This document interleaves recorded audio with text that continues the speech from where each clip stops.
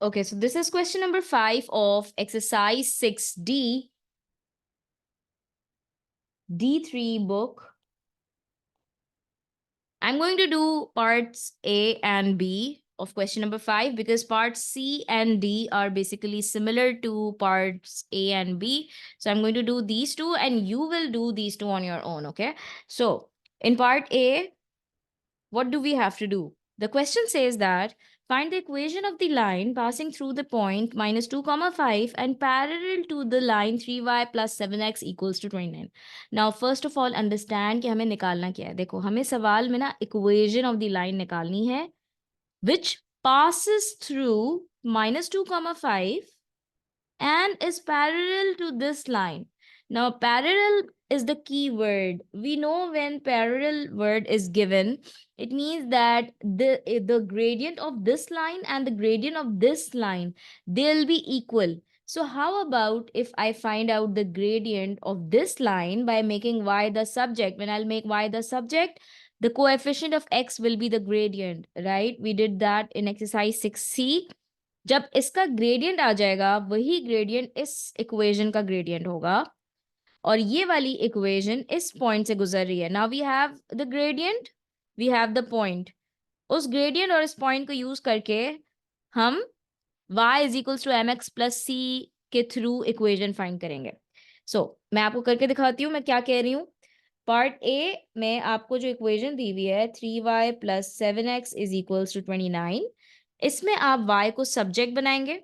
जब आप y को सब्जेक्ट बनाएंगे तो इसका क्या मतलब हुआ कि y अलोन हो और पॉजिटिव हो, है ना. तो हम जब y को सब्जेक्ट बना रहे हैं सो इट मीन्स दैट ये बनेगा 29 minus 7x. So this will be y is equals to 29 minus 7x upon 3. Now we have to split the shared denominator. And so this is y is equals to, अच्छा 29 upon 3 minus 7 upon 3x. Now इसको थोड़ा सा arrange में करती हूँ कि ये मैंने x का कोएफिशिएंट पहले लिख दिया और कांस्टेंट बाद में लिख दिया. अब आप इसको इसके साथ कंपेयर करो जब y equals to m x plus c के साथ, तो देखो x का कोएफिशिएंट m है, यहाँ x का कोएफिशिएंट माइनस 7/3 है. तो ग्रेडियंट क्या आ गया, ये आ गया माइनस 7/3. अब हमारे पास ये ग्रेडियंट आ गया है और हमारे पास पॉइंट है -2,5. Now we can find out the equation of the line by using this point and the gradient. How? We are going to follow the second step. Second step क्या था, देखो मैंने इक्वेशन निकालने के कितने स्टेप्स पढ़ाए आपको. जब हमें इक्वेशन निकालनी होती है, so how many steps do we follow? We learned 3 major steps, है ना. और 3 steps में पहले क्या था, आई गेस मेरे पास नोट्स लिखे हुए थे ये इक्वेशन निकालने के.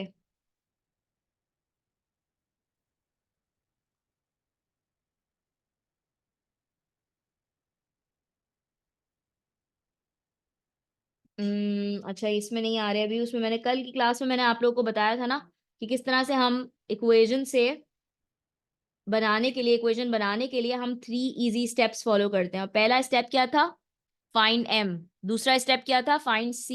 तीसरा स्टेप था substitute m and c in y is equal to mx plus c. तो इसमें मेरे पास देखो ग्रेडियंट ऑलरेडी दिया हुआ है, यानी स्टेप 1 डन है. स्टेप 2 है फाइंड c. तो अब हम c कैसे फाइंड आउट करेंगे, c हम इस तरह से फाइंड आउट करेंगे कि हमने लिखा y is equals to mx plus c. और अब मैं यहाँ पर -2,5 है, so this is your x, this is your y. मैंने यहाँ लिख दिया 5, m की जगह डाल दिया -7/3, x की जगह मैंने डाल दिया -2 plus c. I am finding out c. So 5 equals to, ये बनेगा 7 2 मतलब नेगेटिव नेगेटिव तो जाहिर है पॉजिटिव बनेगा ना. 7 2 हो गया 14/3 प्लस c. अब मैं डायरेक्टली 3 को वहां नहीं लेके जा सकती, डायरेक्टली क्रॉस मल्टीप्लाई मत करना प्लीज. और ये भी नहीं करना है कि 14/3 को डायरेक्टली वहां लेकर बना दिया 5 - 14/3, no. First take out the LCM and then cross multiply, LCM and then cross multiply. Okay, so cross multiply करेंगे और ये हो जाएगा पहले तो एलसीएम यहाँ पर, सी के नीचे कुछ भी नहीं है, जिसका कोई नहीं होता मैथ्स में उसका 1 होता है, तो 3 और 1 का एलसीएम हो गया 3, इसको करा मल्टीप्लाई बाय 1, इसको करा multiply by 3, so 14 + 3c, this will go over there, so it would be 15 equals to 14 + 3c, so that's 1 equals to 3c and 1/3 is equals to c. Now we have got 1/c, and let's put the value of c in y equals to mx plus c. m की value है -7/3x और c की value है ये, तो ये आपकी आ गई इक्वेशन ऑफ द लाइन। ठीक है, पार्ट 8 डन। ये पूरी वर्किंग जो इस पेज पर आपको शो हो रही है ना, ये आपकी पार्ट ए की पूरी, यहां से लेके यहां तक ये पूरा पार्ट ए है। अब पार्ट बी करते हैं। देखो as I said, coordinate geometry lengthy है लेकिन इजी है। ठीक है, अगर आपको कीवर्ड्स पिक करने आते हैं तो चैप्टर बिल्कुल ही इजी है। But if you are weak at picking up the keywords, because वो कीवर्ड्स ही हिंट होते हैं बेसिकली, है ना। तो अब जैसे यहाँ पे परपेंडिकुलर का वर्ड है, this is the keyword, I know, because I know that perpendicular lines have the gradient that is negative reciprocal to each other. तो ये परपेंडिकुलर से मुझे मेरे माइंड में इमीडिएटली क्लिक करा कि ग्रेडियंट्स आर नेगेटिव रेसिप्रोकल। सही है, यानी कि अब मैं एक काम करती हूँ कि अब मुझे जब इक्वेशन ऑफ द लाइन निकालनी है, तो वो लाइन जो है ना, इस लाइन के परपेंडिकुलर है। जो ये वाली लाइन की इक्वेशन मैं निकालूंगी, वो लाइन इस लाइन के परपेंडिकुलर है। तो अब मुझे इस लाइन में से सबसे पहले तो क्या निकालना है, अगर मुझे इक्वेशन ऑफ द लाइन निकालनी है तो मुझे ग्रेडियंट निकालना होगा ना, नंबर 1। तो अब ग्रेडियंट निकालने के लिए यहाँ पर मेरे पास इक्वेशन दी हुई है, इस इक्वेशन का ग्रेडियंट निकालती हूँ।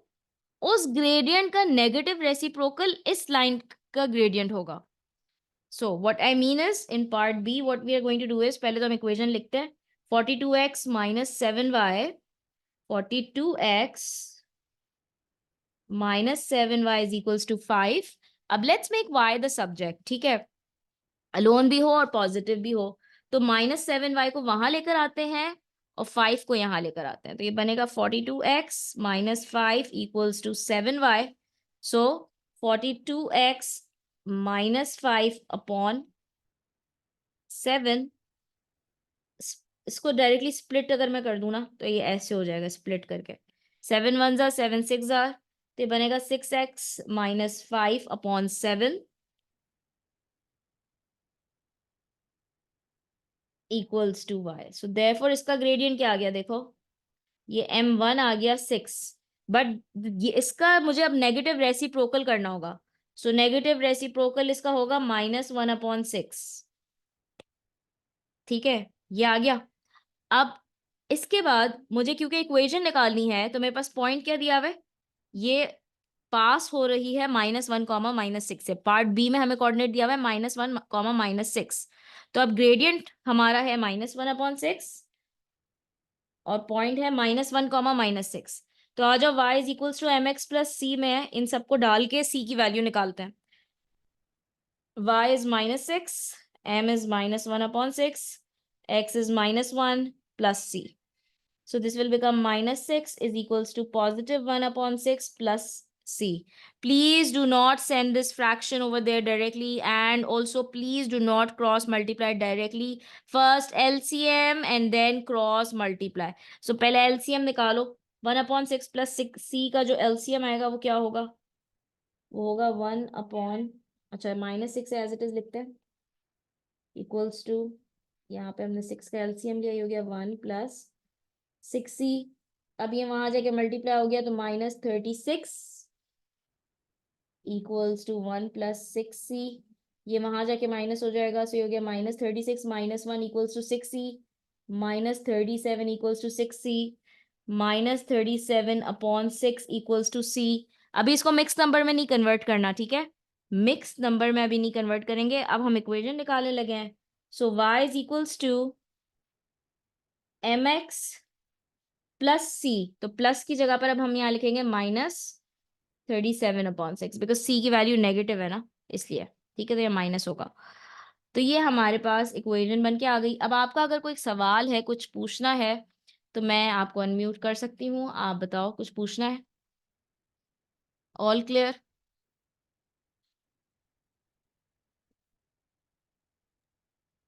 वैसे एक दफा फिर से रिव्यू कर दें। ठीक है, मैं पूरा रिव्यू कर देती हूँ। पार्ट बी में हमने क्या करा? पार्ट बी में देखो हमारे पास इक्वेशन दी थी, ठीक है। पार्ट बी रिव्यू करना है ना, या part A? Part B. Part B में -1, -6 है आपका कोऑर्डिनेट, और आपको बोला है कि आपको इक्वेशन ऑफ द लाइन निकालनी है। वो लाइन इस लाइन के परपेंडिकुलर है। अब इस लाइन से मैंने सबसे पहले तो ग्रेडियंट निकाला। ग्रेडियंट कैसे निकाला? ये देखो, मैंने y को सब्जेक्ट बनाया। जब मैंने y को सब्जेक्ट बना लिया, तो मेरे पास x का कोएफिशिएंट आ रहा था 6। बट इस 6 को मैं यूज नहीं कर सकती हूँ, मुझे इसका नेगेटिव रेसिप्रोकल करना होगा। तो मैंने ये नेगेटिव रेसिप्रोकल किया, m2 आ गया। अब ये जो ग्रेडियंट है ना m2, ये इस लाइन का ग्रेडियंट है जो मैं फाइंड आउट कर रही हूँ। इस लाइन का ग्रेडियंट आया है मेरे पास -1/6। ग्रेडियंट -1/6 आ गया है, और कोऑर्डिनेट दिया हुआ है -1, -6। तो मेरा अब क्या होगा, मुझे नेक्स्ट स्टेप में c निकालना है। तो मुझे c निकालने के लिए मैंने सबसे पहले लिखा y = mx + c, और इसमें मैंने m2 डाला -1/6, कोऑर्डिनेट डाला -1, -6, c की वैल्यू निकाल ली। c की वैल्यू आ गई -37/6। फिर y = mx + c में डालते हैं ना m और c की वैल्यू। लास्ट स्टेप क्या होता है, थर्ड स्टेप में? Put the values of m and c in y = mx + c। तो मैंने यहाँ पर m की वैल्यू डाली, मैंने यहाँ पर c की वैल्यू डाल दी, ये मेरे पास फाइनल आंसर आ गया, इक्वेशन आ गई basically. So that was question number 5 of 6D। Let's do another. अब देखो, मैंने आपको क्या कहा, मैं ए और बी करवाती हूँ, सी और डी बिल्कुल इसके जैसा ही है, ठीक है, सेम टू सेम। सो वो आप खुद करेंगे। अब हम करते हैं नेक्स्ट क्वेश्चन, जो कि मैं थोड़ा देखूं। देखो, अब इसमें क्वेश्चन 6 में इसलिए नहीं करवा रही क्योंकि अगेन वो वही चीज है जो अभी हम इतने सारे ऊपर हमने क्वेश्चंस किए ना, ऐसा ही कुछ है। आप बस कीवर्ड पिक करो। कीवर्ड क्या होगा? परपेंडिकुलर, पहली बात। मैं अब आपको वर्बली बता देती हूँ, क्वेश्चन आप खुद सॉल्व करेंगे, ठीक है। मैं मुश्किल करवाऊंगी सॉल्व, जैसे क्वेश्चन 7 है आइसोसेलेस वाला, ये मैं खुद करवाऊंगी। लेकिन ये वाला तो अब ऊपर जैसा ही है ना, तो वो आप खुद करेंगे, ठीक है। Vertices of ABC are this this and this. Find the value of K. Value of K का मतलब है 1 वैल्यू ऑफ के आएगी in the answer if A B is perpendicular to B C. देखो, परपेंडिकुलर का सिंबल है, A B is perpendicular to B C. तो मतलब क्या हुआ कि जो ए बी का ग्रेडियंट निकाल लो, यहाँ इन दो कोऑर्डिनेट्स को यूज करके y2 - y1 / x2 - x1 करके ए बी का ग्रेडियंट निकालो, और बी सी का ग्रेडियंट भी निकालो, ठीक है। बी के भी कोऑर्डिनेट्स हैं, सी के भी कोऑर्डिनेट्स हैं, अगेन वही फॉर्मूला यूज करके ग्रेडियंट आ जाएगा। ए बी का ग्रेडियंट बेटे m1 होगा, ठीक है। और जो मैं वर्बली बता रही हूँ वो लिख लो। और जो बी सी का ग्रेडियंट होगा ना, वो m2 होगा। ए बी का ग्रेडियंट m1 होगा, BC का ग्रेडियंट m2 होगा। अब इसमें क्योंकि देखो वेरिएबल की वैल्यू निकालनी है, तो m1 × m2 = -1 करके जो m1 और m2 आया होगा उसको इसमें डालो, और k को सब्जेक्ट बना लो, तो आंसर आ जाएगा। अच्छा, मैं एक बात बताऊं, ये m1 × m2 = -1 मैं कहीं कहीं यूज कर रही हूँ ना, मतलब जहां परपेंडिकुलर का वर्ड आ रहा है मैं वहां यूज कर रही हूँ। तो मुझसे बहुत सारे बच्चे पूछते हैं, मिस हमने ऊपर क्यों नहीं यूज किया, लाइक हमने यहाँ क्यों नहीं यूज किया m1 × m2 वाली चीज, यहाँ भी तो परपेंडिकुलर का वर्ड था। तो देखो बेटे, यहाँ हम कोई वेरिएबल तो नहीं निकाल रहे थे ना, क्या हम यहाँ कोई वेरिएबल फाइंड आउट कर रहे थे? नहीं, हम यहाँ इक्वेशन फाइंड कर रहे थे। इसी तरह अगर आप देखो क्वेश्चन 4 में मैंने यूज किया था, जब मैंने क्वेश्चन 4 समझाया था, तो मैंने इसमें ये वाली अप्रोच यूज करी थी। क्यों? क्योंकि परपेंडिकुलर का वर्ड भी था और हम अननोन वेरिएबल भी फाइंड आउट कर रहे थे। That's why we use this approach. Okay, so ये अप्रोच यूज करने के लिए भी मैंने आपको टेक्निक बता दी कि सवाल में किस तरह आप पिक करोगे कि m1 × m2 = -1 यूज करना है।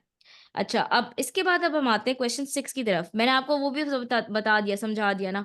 अब आओ क्वेश्चन 7। क्वेश्चन 7 अच्छा सवाल है, इसको मैं सॉल्व करती हूँ पूरा। Show that P Q and R the vertices of an isosceles triangle Determine whether angle PQR is a right angle. Show your working clearly.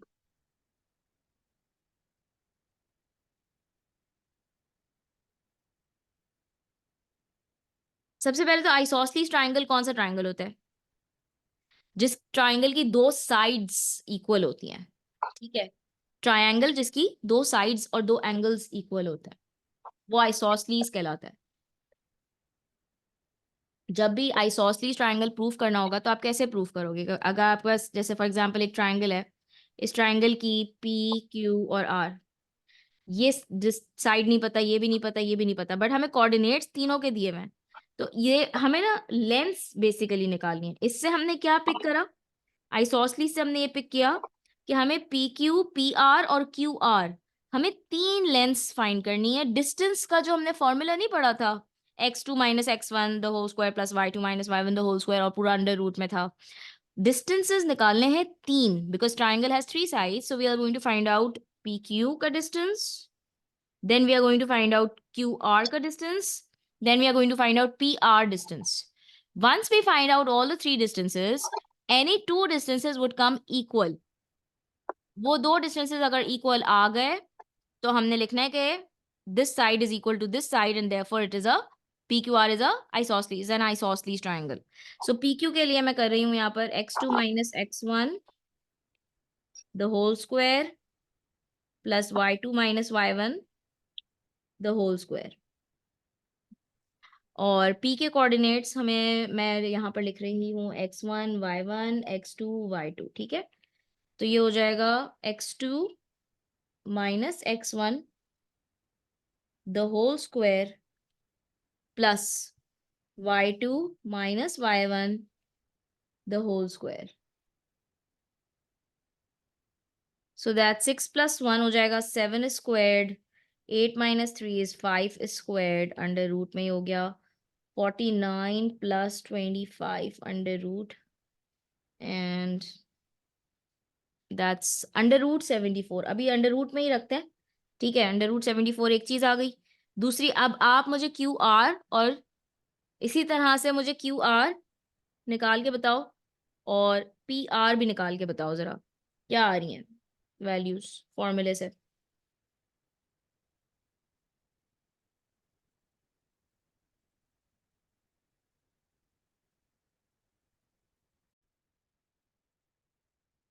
Okay तो जब हमने इसको सॉल्व किया तो हमारे पास आ गया अंडर रूट 74, क्यू आर की भी लेंथ यही आ गई।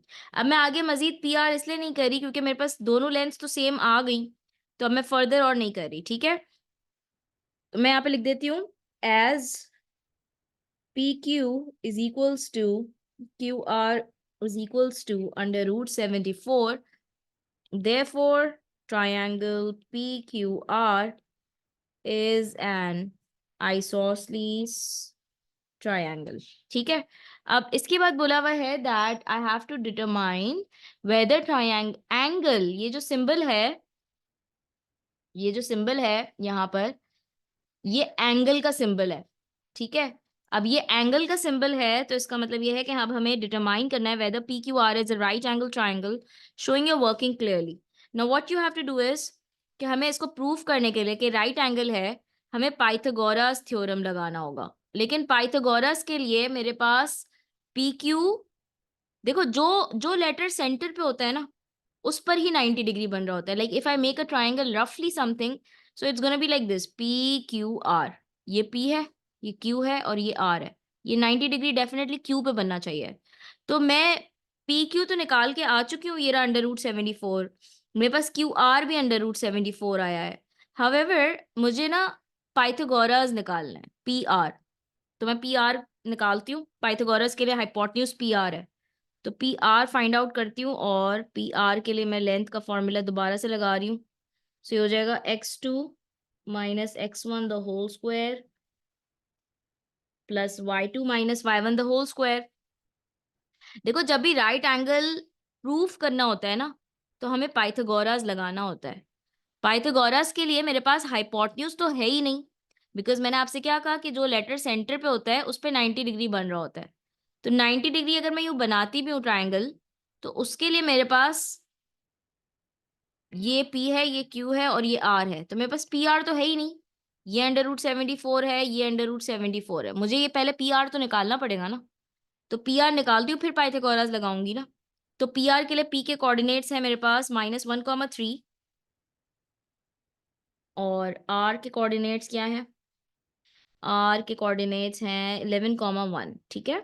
11, 1 हमने लगा लिया, और अब हम इसके अंदर सिंपली बस कोऑर्डिनेट्स पुट करेंगे, बट माइनस का ख्याल रखना है, ठीक है, माइनस जहां आ रहा है। तो x1, let's label the coordinates. Students are mostly like miss, हम क्यों बार बार कोऑर्डिनेट्स को लेबल कर रहे होते हैं? मैं आपको एक बात बताऊं, मैं अपने पर्सनल एक्सपीरियंस से बता रही हूँ, बहुत सारे पेपर्स मैंने चेक किए हैं, बहुत सारे बच्चों को मैंने पढ़ाया है, काम चेक किया है। आई नो ये लगती बातें बहुत छोटी-छोटी सी हैं, लेकिन जब तक हम इसको प्रॉपर तरीके से इम्प्लीमेंट नहीं करते ना, इसको हम लाइटली ले लेते हैं। तो वो लाइटली लेने में साइंस की गलती आ जाती है, और इतने लेंदी क्वेश्चंस के अंदर अगर आपकी हल्की सी भी साइन की गलती की वजह से आपका आंसर पूरा रुइन हो जाता है। Even if you are following a correct method, you lose marks. अगर आपके पास लंबे-लंबे मेथड में इतनी सी साइन की गलती की वजह से पूरा मेथड ही आपका मतलब सही होने के बावजूद आंसर ही गलत आए, तो मैं आपको नहीं बता सकती कि आपको अगर 6 में से 1 मार्क या 2 मार्क्स अवॉर्ड किया जाएगा, तो कितना ज़्यादा अफ़सोस होगा। ये मेरे ख़्याल में आप बहुत बेहतर तरीके से इमेजिन कर सकते हो। तो प्लीज़ इसको लाइटली नहीं लो, कोऑर्डिनेट्स को लेबल कर दिया करो, and you will thank me later for this. So x2 minus x1, देखो माइनस फॉर्मूले का और माइनस कोऑर्डिनेट का, और ये होल स्क्वायर है तो मैंने स्क्वायर ब्रैकेट बना दिया, प्लस y2 क्या है? 1, y1 is 3 the whole square. So ये बन गया under root 11 plus 1 the whole square, plus ये हो गया 1 - 2 इज -2 द होल स्क्वायर, ये हो गया 12 स्क्वायर्ड, प्लस -2 का square is 4, so that's 144 plus 4 equals to under root 148। अब पाइथागोरस लगाते हैं यूजिंग पाइथागोरस। तो मैंने आपसे क्या कहा कि आपका जो पी क्यू आर है, उसमें जो लेटर सेंटर पे है उस पे 90 डिग्री बनना चाहिए। तो इस हिसाब से हमारा जो पी आर है, क्योंकि it's opposite to 90 degree angle ना, a side which is opposite to 90 degree angle is called the hypotenuse। तो hypotenuse square, पाइथागोरस क्या मैंने आपको बताया, hypotenuse square equals to side 1 square plus side 2 squared। so hypotenuse हमारे पास P R है which is 148 squared equals to the remaining two sides की होती under root 74 plus under root 74। देखो अब रूट ना हटाने का फायदा नजर आया, यानी कि हमने यहाँ पर इसको डेसिमल में क्यों नहीं कन्वर्ट किया था, क्योंकि मुझे यहाँ पर मुझे पता था कि आगे स्क्वायर लगाना है, तो स्क्वायर और अंडर रूट कैंसिल ऑफ हो जाता है ना आसानी से। डेसिमल वैल्यूज पे बड़ी बड़ी उसको डील करना, बार बार लिखना थोड़ा हेक्टिक हो जाता है। अब देखो कि यहाँ पर 148 आ रहा है, और लेफ्ट साइड पर 148 है, और राइट साइड पर भी जब हम ऐड कर रहे हैं, so that's 148। So it means that left hand side is equal to right hand side, which means that hypotenuse squared is basically equal to the sum of the sides squared। तो यहाँ पर जब left side right side की equal आ गई, तो हम ये हमारा शो हो गया कि determine whether P Q R is a right angle, show your working clearly. तो हमने प्रूफ कर दिया कि yes P Q R is a right angle triangle, because हमने जो ये पाइथागोरस जो हमने थ्योरम लगाया, उस थ्योरम को ये हमारी जो डिस्टेंसेस हैं सेटिस्फाई कर रही हैं, लेफ्ट साइड राइट साइड के इक्वल आ रहा है। तो फिर मैं ये कह सकती हूँ कि yes angle P Q R is a right angle triangle. मैंने सारे शॉर्ट फॉर्म्स लिखे हैं, एंगल, ट्रायंगल, राइट, राइट के बाद आर टी के बाद फुल स्टॉप लगा लेना, ठीक है। तो ये हो गया angle P Q R is a right angle triangle, सही है। तो ये आपकी पार्ट बी की वर्किंग हो गई, और बहुत क्लियर वर्किंग है, इसी तरह से आपने समझना है और कॉपी करना है। और मेरे ख्याल में बहुत इजी क्वेश्चन है, इतना मुश्किल नहीं है, बस कीवर्ड याद रखना है, ठीक है। So that was question number 7 of exercise 6D। Thank you so much.